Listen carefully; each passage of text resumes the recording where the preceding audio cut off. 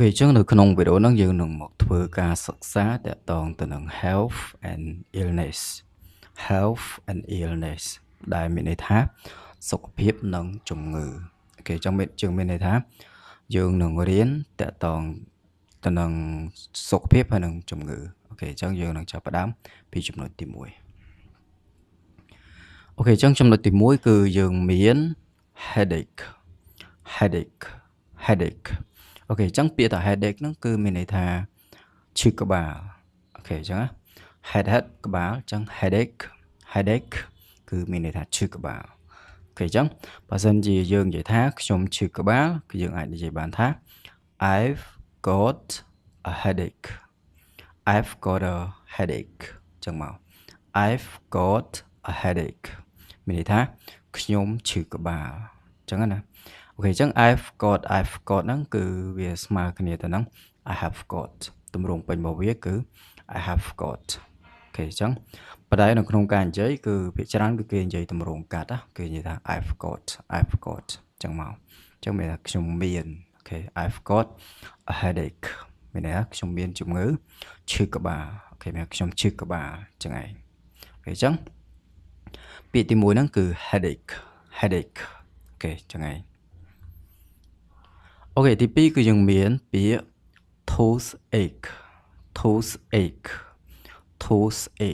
អូខេចឹងពាក្យថា toothache មានន័យថាឈឺធ្មេញណាអូខេ toothache អូខេចឹងឯងចឹងយើងនិយាយថា I've got toothache មានន័យថាខ្ញុំឈឺធ្មេញអូខេខ្ញុំឈឺធ្មេញចឹងណា I've got toothache ឬក៏យើងនិយាយទម្រង់ពេញ I have got toothache ចឹងមក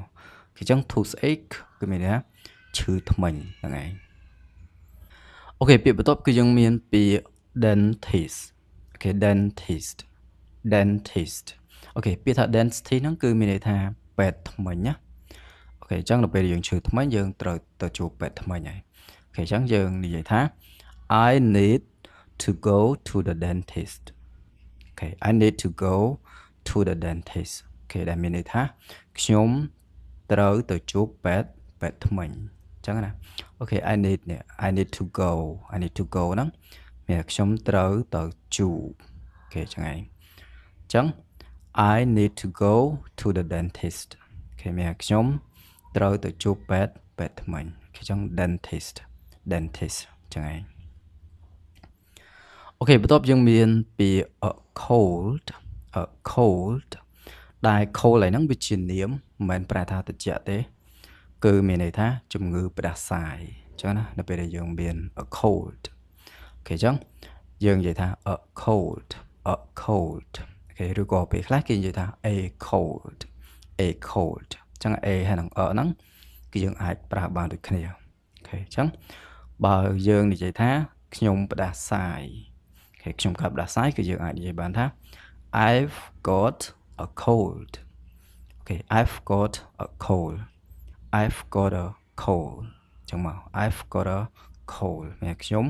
ផ្ដាសាយខ្ញុំកើតផ្ដាសាយអូខេចឹងឯងអូខេបន្ទាប់យើងមានពាក្យ hay fever អូខេ hay fever អូខេពាក្យថា hay fever ហ្នឹងវាជាពាក្យមួយផ្សេងអូខេវាមិនមែន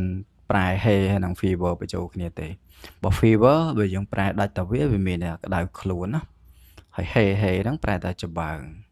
អូខេអញ្ចឹង hay fever មិនមែនប្រែថាច្បើងក្តៅខ្លួនទេអញ្ចឹងពាក្យហ្នឹងគឺមានន័យថាជំងឺអាឡែស៊ីទៅនឹងលំអងផ្កាឬក៏រុក្ខជាតិអីមួយអញ្ចឹងណាអាហ្នឹងគេថា hay fever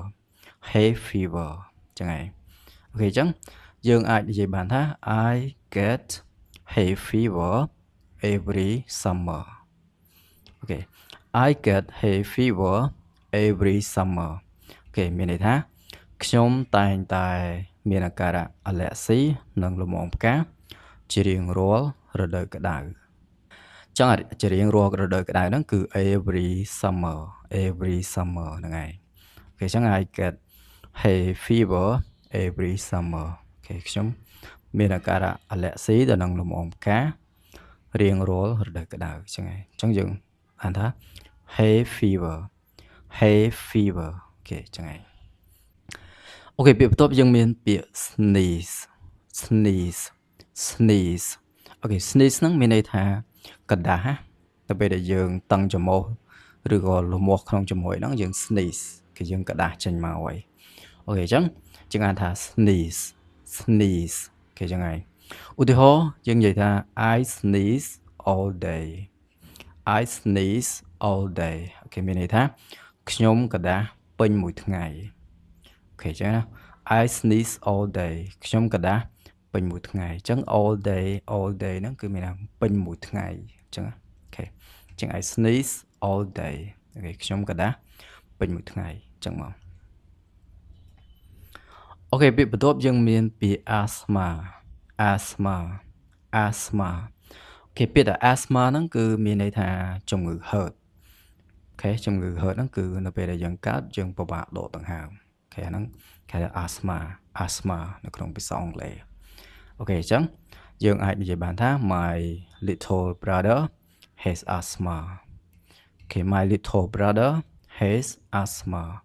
គេមានថាបងអូនប្រុសរបស់ខ្ញុំហ្នឹងមានជំងឺហឺតចឹងហើយអញ្ចឹង little brother ហ្នឹងមានបងអូនប្រុសអូខេបងអូនប្រុសរបស់ខ្ញុំមាន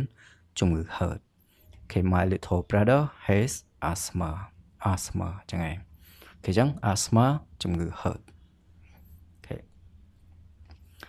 អូខេពាក្យបន្ទាប់គឺយើងមានពាក្យ malaria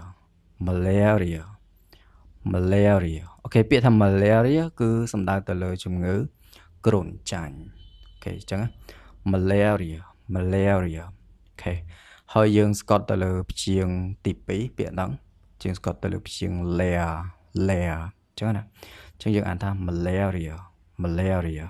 គេចឹងឯងជំងឺគ្រុនចាញ់អូខេដែរភាគច្រើនជំងឺគ្រុនចាញ់ហ្នឹងកើតចេញពីមូសខាំគេនៅពេលដែលមូសខាំទៅនៅតំបន់ព្រៃជាពិសេសគឺយើងនឹងកើតគ្រុនចាញ់ហើយយើងនឹងកើត malaria ហើយ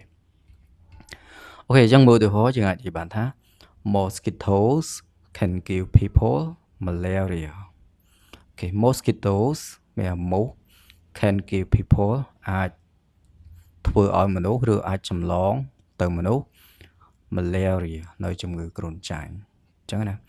ឬក៏យើងប្រែថាមូសអាចចម្លងជំងឺគ្រុនចាញ់ទៅមនុស្សបានអូខេអញ្ចឹងណាអូខេអញ្ចឹង malaria អូខេអញ្ចឹងឯងអូខេពាក្យបន្ទាប់គឺយើងមាន cholera មានន័យថាជំងឺអាសន្នរោគអូខេហើយភាគច្រើនជំងឺអាសន្នរោគគឺកើតចេញពីការបរិភោគទឹកមិនស្អាតអញ្ចឹងដល់ពេលយើងផឹកទឹកអត់ស្អាតទៅអាចបង្កទៅជាជំងឺអាសន្នរោគដែលឆ្លងតគ្នាហ្នឹងឯងអូខេអញ្ចឹងភាសាអង់គ្លេសយើងអានថា cholera អូខេ cholera អញ្ចឹងឯងអញ្ចឹងឧទាហរណ៍យើងអាចនិយាយបានថា bad drinking water can cause cholera អូខេ bad drinking water ការផឹកទឹកមិនស្អាតគេការបរិភោគទឹកមិនស្អាត can cause cholera គេអាចបង្កជាជំងឺអាសន្នរោគអញ្ចឹងណាអូខេអញ្ចឹង bad drinking water គេការបរិភោគទឹកមិនស្អាត can cause cholera គេអាចបង្កជាជំងឺអាសន្នរោគបានអូខេអញ្ចឹងពាក្យគឺ cholera គេអញ្ចឹងឯងអូខេពាក្យបន្ទាប់យើងមានពាក្យ cancer អូខេ cancer ដែល cancer សំដៅទៅលើជំងឺមហារីកអូខេអញ្ចឹង cancer អូខេឧទាហរណ៍យើងអាចនិយាយបានថា every year cancer kills many people who smoke ចឹងណា every year ជារៀងរាល់ឆ្នាំ cancer kill many people អូខេមើលជំងឺមហារីកហ្នឹងបានសម្លាប់មនុស្សជាច្រើន who smoke ដែលជក់បារីអូខេអញ្ចឹងអ្នកជក់បារីអាចប្រឈមមុខទៅនឹងជំងឺ cancer ជំងឺមហារីកអញ្ចឹងណាអញ្ចឹងពាក្យគឺយើងអានថា cancer អូខេអញ្ចឹងឯងអូខេពាក្យចុងក្រោយនៅក្នុងវីដេអូហ្នឹងគឺយើងមាន a heart attack អូខេ a heart attack អូខេ a heart attack គឺមានន័យថាជំងឺគាំងបេះដូង ចឹងណា a heart attack a heart attack អូខេចឹងហើយអូខេចឹងយើងអាចនិយាយបានថា he might be having a heart attack អូខេ he might be having a heart attack មានន័យថាគាត់អាចនឹងកំពុងមានអូខេ might be having ហ្នឹង might be having អាចនឹងកំពុងមាន a heart attack អូខេជំងឺឬក៏អាការៈគាំងបេះដូងអញ្ចឹងណាអូខេហើយពាក្យ heart attack ហ្នឹងបើសិនជាយើងអានដាច់គ្នាគឺ heart attack heart attack ប៉ុន្តែនៅពេលដែលយើងអានលឿនឬក៏និយាយលឿនគឺយើងលេង sound ណាហ្នឹងវាលេងជាមួយនឹងថខាងក្រោយនេះអញ្ចឹងវាទៅជា heart attack ចឹងហើយអូខេនៅពេលដែលយើងស្ដាប់គេនិយាយទៅគឺយើងប្រកាសជាលើបែបហ្នឹងហើយអូខេអញ្ចឹង he might be having a heart attack គេគាត់អាចនឹងកំពុងមានអាការៈគាំងបេះដូងអញ្ចឹងណាអូខេហើយយើងមានប៉ុណ្្នឹងឯងនៅក្នុងវីដេអូហ្នឹងគេជួបគ្នានៅក្នុងវីដេអូក្រោយជាមួយមេរៀនថ្មីទៀតផងដែរអូខេបាយfor now